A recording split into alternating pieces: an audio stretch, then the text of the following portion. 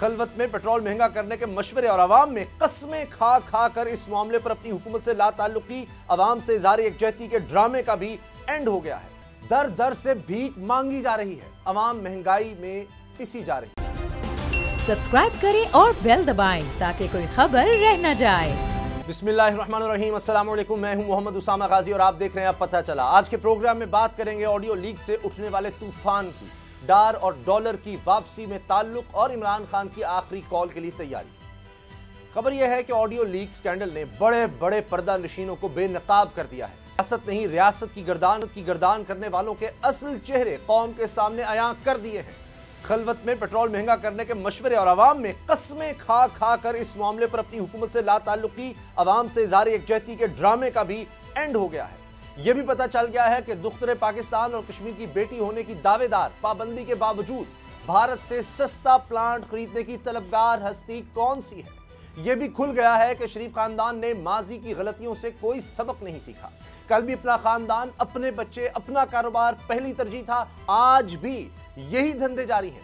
मुल्क सैलाब में डूबा है, मईशत बर्बादी के दहाने पर है, दर दर से भीख मांगी जा रही है, अवाम महंगाई में पिसी जा रही है, बिजली के बिलों तले दबी है, मगर फिर भी खानदान के जाती कामों को तरजीह रखा हुआ है। पहले अपने बच्चे थे, अब अपने बच्चों के बच्चे हैं जिनके लिए सरकारी वसाइल की लूट मार की जा रही है। मरीम नवाज के दामाद की फैक्ट्री के लिए प्लांट, मरीम नवाज के दामाद की हाउसिंग स्कीम के लिए ग्रिड स्टेशन, ये तरजीहात है, ये है तरजीहात हुकूमत की।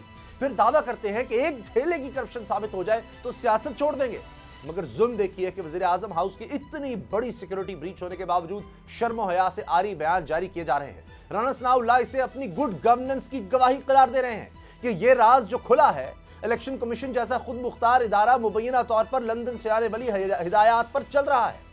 इस ऑडियो लीक की हर नई किस्त हुकूमत और खास तौर पर नून लीग के मुंह पर कालक मल रही है, मगर कोई फर्क नहीं पड़ता क्योंकि इनकी तरजीह अवाम है न रियासत। इनकी अव्वलीन तरजीह सिर्फ अपनी सियासत, अपने मफादात, अपने मुकदमात हैं।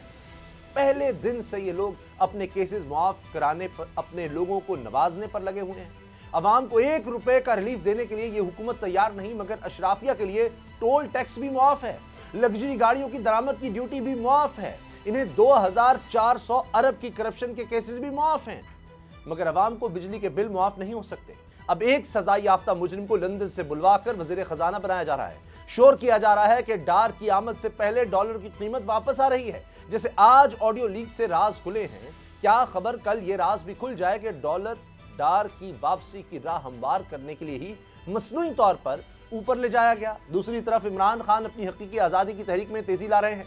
आज इमरान खान ने एक दिन में 3 सेमिनार से खिताब करके हुकूमत की नींदें उड़ाई। आज इमरान खान ने पहले लाहौर कॉलेज यूनिवर्सिटी के तलबा, फिर ताजिर बरादरी और आखिर में उलमा मुशाइख के सेमिनार से खिताब किया। सबको इमरान खान की आखिरी कॉल का इंतजार है, मगर कहा यह भी जा रहा है कि शायद आखिरी कॉल की जरूरत ही ना पड़े, हुकूमत अपनी नाअहली, नालायकी और स्कैंडल्स के बोझ से खुद ही गिर जाए। क्या ऐसा कुछ मुमकिन है या नहीं?